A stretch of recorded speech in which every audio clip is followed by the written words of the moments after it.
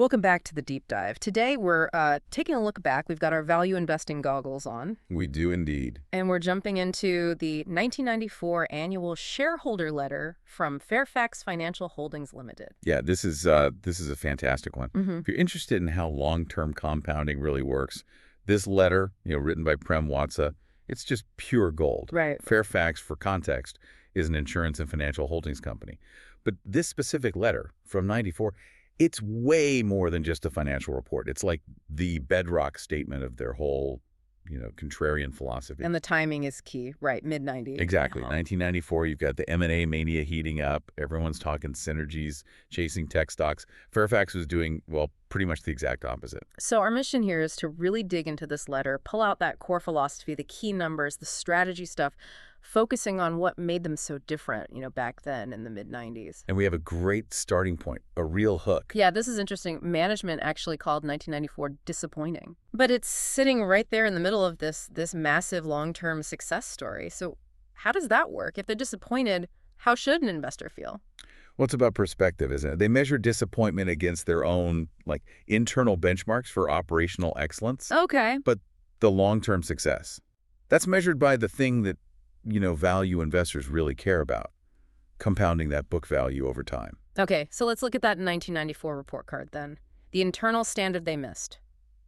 That was their target for return on equity, ROE. Yeah, they had this long-held goal of hitting 20% ROE. And in 94, they didn't make it. They hit 12.1%. It was only the second time since 1985 they'd missed that 20% mark. But 12.1%, how did that stack up externally? Well, that's the thing. Even that 12.1% beat the TSE 300 index, which returned, I think, 9.5% that year. Ah, okay. So, yeah, disappointing internally maybe against their own high bar, but still beating the market. But the other short-term numbers look kind of messy, and this is where investors might get, a bit nervous. Net income was up, but only by 14% to $38.1 million. But then earnings per share, EPS, actually went down 14%. Yep, down to $4.66. And the reason was they'd issued a lot of new shares. Shares outstanding jumped by a third, 33%. Oof. That's the kind of thing analysts usually hate, right? Issuing shares and seeing EPS drop. Dilution. Absolutely. You'd get roasted for that today, probably back then too. Markets hate dilution if it drops EPS. Yeah. But Fairfax, well, they weren't managing for the next quarter's analyst call. They were playing a different game. Exactly. Yeah. They were laser focused on the metric that really defined their success. Yeah. Book value per share. And that number, despite all the short-term noise, it tells a completely different story. What was the track record leading up to 94? So over the 9 years from 1985 to 1994, their average annual ROE was actually 20.3%. So despite missing in 94, the long-term average was right on target. Okay. But the book value, that's the kicker. It started at just $2.08 back in 1985. Wow. And by the end of 1994, it was $43.77. Let me just calculate that. That's a compound annual growth rate of, what, 40.3%? Over nearly a decade. 40.3%. It's staggering. And that growth naturally drove the stock price way up more than 20 times higher since 85. Just incredible compounding. But here's where their transparency, their realism really shines through. Okay. Management doesn't just brag about the 40%. They explicitly say, right there in the letter, that this kind of growth rate, 40.3%, is not sustainable. Managing expectations. Totally. They're being realistic. They're telling investors, look, 20% ROE is our goal. That's what we aim for operationally.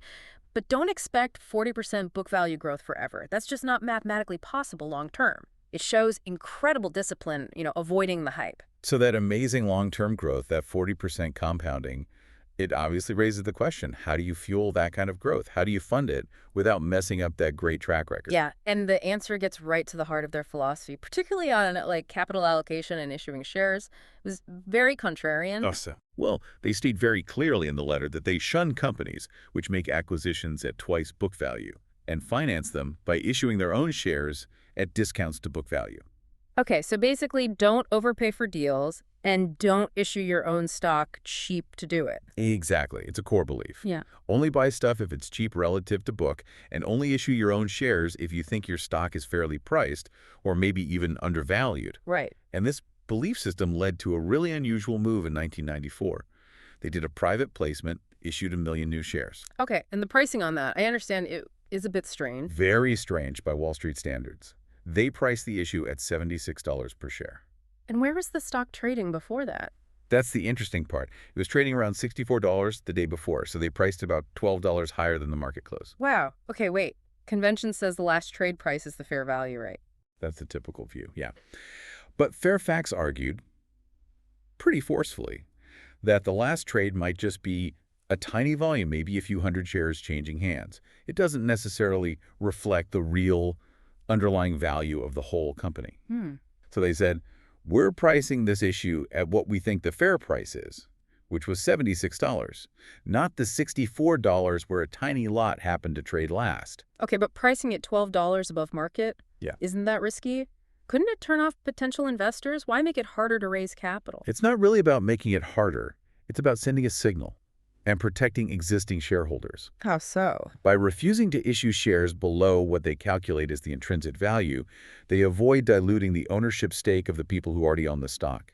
They're basically saying, we value our company highly and we won't give pieces of it away cheap. Gotcha. They'd rather take maybe a bit less capital today than compromise that long-term book value growth per share. They explicitly say they run the business for the long term. They accept short-term earnings volatility. Right. They want to make investors look good in the long term, not just give them that warm comfort factor right after they buy shares. It's the definition of patient capital. Absolutely. And you see the payoff of that patience in another key metric they highlight, investments per share. Okay, what's that? That's basically the investment portfolio divided by the number of shares. It's like the real engine driving future earnings. And that number grew from just $7 back in 1985 to $173 by the end of 1994. Whoa, another massive jump. Yeah, it's a compound growth rate of 44% per year. That's the fuel for hitting that long-term 20% ROE target. And you can really see the scale jump just between 93 and 94 in their summary table. Net premiums written were up, what, 5.2 times? Yeah, huge growth. The investment portfolio grew 3.8 times. Long-term debt was up 3.2 times. They were leveraging up strategically. But crucially, the number of shares outstanding only grew 1.5 times over that period. Exactly. They were scaling the business operations much, much faster than they were diluting ownership. They were generating massive growth per share. And a big reason for that huge jump in scale between 93 and 94 was a major acquisition they did late in the year, right? Continental Canada. That was the big one, yeah. Their largest deal up to that point. And it was like a perfect Fairfax-style deal. How so? What made it fit their model? Well, first, the price. They bought it for $155 million. The book value was around $163 million. So they bought it for less than book value. Rule number one, buy cheap. Check. And it wasn't a turnaround project either. Continental Canada was already profitable. It made about $19 million after tax in 1993. Okay, profitable and cheap. And how did they pay for it? Using those tools we just talked about. Precisely. The financing was quite structured. They used $25 million from an unsecured debenture, paying 7.75%. Okay. Then there was the $76 million from that unique private placement we discussed. The million shares issued at the above-market $76 price. Right. And the rest, $60 million, came from an unsecured 5-year bank loan. So a mix of debt and that carefully priced equity, very surgical, as you said earlier. Yeah, designed to get the deal done without giving away the shop, basically. And they built in some serious risk protection, too. Oh, yeah. What kind? They got the seller to agree to a $40 million 5-year indemnification against any nasty surprises in the loss reserves. That's a huge cushion if claims turn out worse than expected. Wow, that's significant protection. It really is. Plus, there was an extra potential $10 million payment to Fairfax if Continental Canada's combined ratio hit 100.4% or less over the next 5 years. So, upside potential linked to performance, too. So why this specific company, Continental Canada? What was the attraction beyond the price? Well, it fit their sweet spot. It was mostly focused on commercial insurance lines. It was available at that good price. Yeah. And critically, it was led by a manager they respected, Byron Messier, who they felt was really committed to achieving underwriting profit. And the plan after buying it? Was it about integrating it, finding synergies? Absolutely not. This is where Fairfax really went against the 1990s grain. Post-acquisition, Continental Canada was going to be run completely separately, just like their other subsidiaries. The letter literally says, in bold, no synergies at Fairfax. Huh. That's amazing. It's a direct rejection of the whole conglomerate logic of that era, isn't it? Totally. The 90s were all about merging back offices, cutting duplicate jobs, finding those cost savings. This synergy buzzword was everywhere. Right. Fairfax just said, nope, We buy good businesses run by good people. We trust them to keep running them well. Central management usually just screws things up. Keep it decentralized. Exactly. And Messier had already shown he could do it. He'd taken Continental Canada's combined ratio down from a really bad 122% in 1991 to around 107% by 1994, even with some extraordinary expenses in there. So they were buying proven management and performance, not just assets they could slash and burn. Precisely. Trusting the operators. Okay, speaking of combined ratios, Messier was improving Continentals, but how was Fairfax doing overall on the underwriting front in 1994? You mentioned management called the year dismal. Dismal was the word they used for underwriting performance. And that's why they missed that 20% ROE target. Right. Their overall combined ratio, and remember, over 100% means you're losing money on the actual insurance business, with 104.2%. Ouch. So for every dollar of premium they took in, they're paying out about $1.04 in claims and expenses. That's right. The income statement shows it clearly. An underwriting loss of $16.9 million for the year. So how did they make a profit overall then? The investment engine. Interest and dividend income from their investments was $56.6 million. That more than covered the underwriting loss and generated the net earnings. So the investment side was really carrying the load in 94. Absolutely critical. And the underwriting performance wasn't consistent across the board either. Yeah. Some subsidiaries did well, others not so much. Give us some examples. Well, Commonwealth Insurance had an excellent year, actually. Their combined ratio was 97.8%, so they were profitable in underwriting. Even with catastrophes. Wasn't 94 the Northridge earthquake year? It was. And Commonwealth got hit with the $9.2 million in costs from Northridge, but they still managed an underwriting profit. Yeah. They highlighted using something called IRAS, the Insurance Risk Assessment System, to really monitor their catastrophe exposure.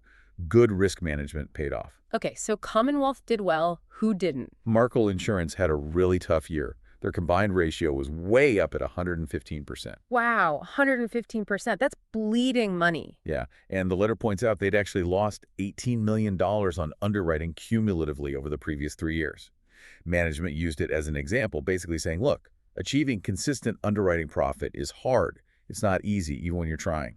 So a mixed bag on underwriting. This must tie into how they think about capital and risk, right? Definitely.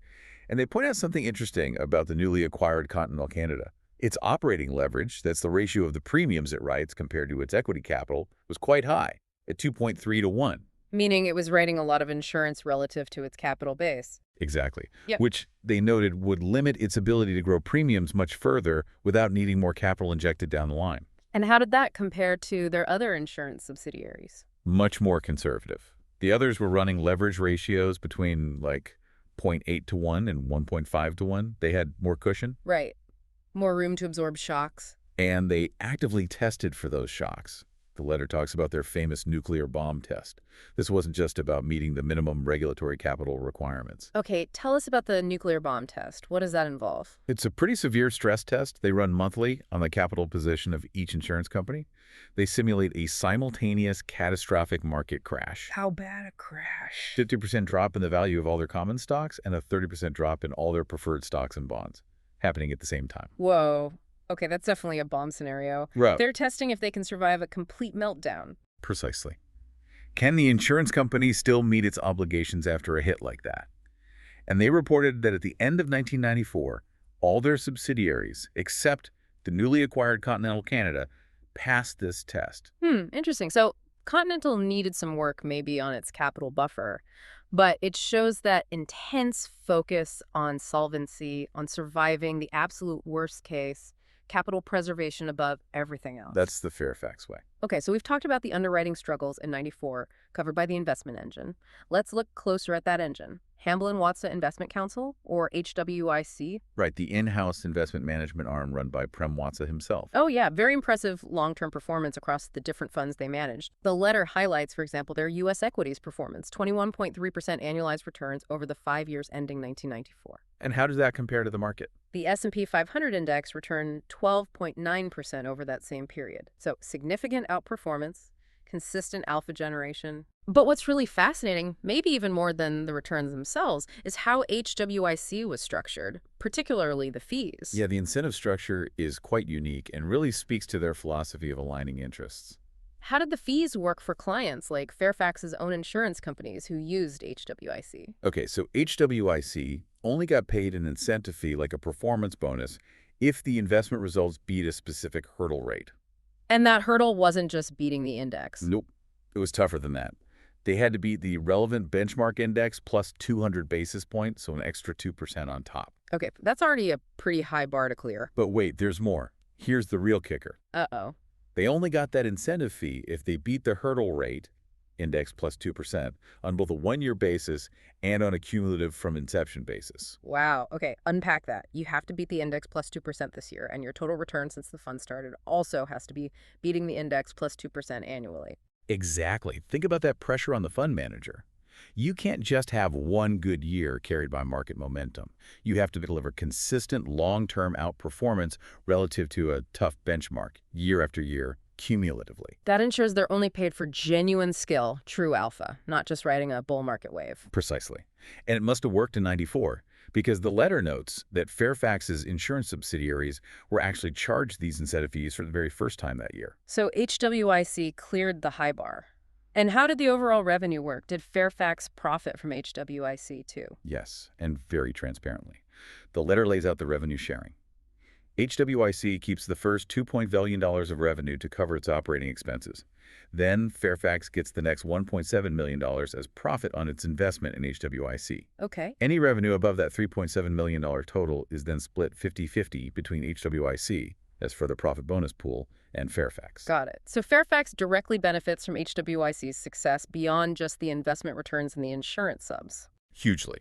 In 1994, Fairfax earned a 33% pre-tax return just on its $14 million investment stake in HWIC itself through this profit-sharing deal. That's fantastic alignment. Then it gets even tighter with the CEO's own pay, right? Yeah, Prem Watts's compensation structure cemented it. He took a straight salary $250K from the parent company Fairfax, $200 from HWIC. Crucially, no bonuses from the holding company itself. Okay, just salary. Where's the alignment? His main variable compensation came from participating up to 30% in that HWIC profit-sharing pool, the part that got split 50-50 after the initial allocations. Ah, so a huge chunk of his personal income was directly tied to the long-term investment performance generated by HWIC, the engine driving that book value growth. Exactly. He's personally deeply incentivized to make sure that investment engine performs well over the long haul and survives things like the nuclear bomb test, not just, hitting some quarterly underwriting number to please analysts for a moment. His focus aligns perfectly with the long-term shareholder. #outro. Okay, so let's try and wrap this up. This 1994 letter, it really feels like a masterclass in transparency and maybe above all, long-term discipline. I think that's right. You see management being totally upfront about the dismal underwriting, the 104.2% combined ratio, the volatile EPS, accepting that short-term pain. Yeah. But at the same time, they're relentlessly executing the long-term strategy, Yeah. making smart acquisitions below book value, like Continental Canada. Being incredibly disciplined about issuing shares, only doing it at what they deem a fair price, even if it's above market. And nurturing that phenomenal investment engine, HWIC, with a structure that ensures genuine alignment. It's all connected. It really teaches you, doesn't it, that the short-term noise, a bad underwriting year, a dip in EPS, it can be almost irrelevant if that core long-term compounding mechanism fueled by growing investments per share and a sound philosophy is firmly in place. That's the key takeaway, I think. Focus on the engine, not the bumps in the road. All right. Before we go, here's a final provocative thought for you, our listeners, to mull over. It's something mentioned right near the end of the letter, but it speaks volumes about investment incentives. Yes, the tax issue. Exactly. The letter brings up a proposal floating around the Canadian government at the time, back in '94, to start taxing financial institutions annually on their unrealized capital gains. So taxing the paper profits on stocks they hadn't even sold yet. And Fairfax's reaction was, well, pretty strong. They called the idea seriously wrong in principle. Yeah, and argued it would be a significant disincentive to committing capital long-term in Canada. Which makes sense, right? Well, that's the question for you to consider. If you were taxed every single year on investment gains you hadn't actually cashed in, meaning you might have to sell perfectly good investments just to pay the tax bill or find cash from somewhere else, how would that fundamentally change the way you invest? Would it encourage or discourage the kind of patient, long-term value investing that Fairfax embodies? Could a company with that kind of radical patience even thrive under such a system? Something to think about next time you hear discussions about capital gains taxes, especially on unrealized gains. It really gets to the heart of investment.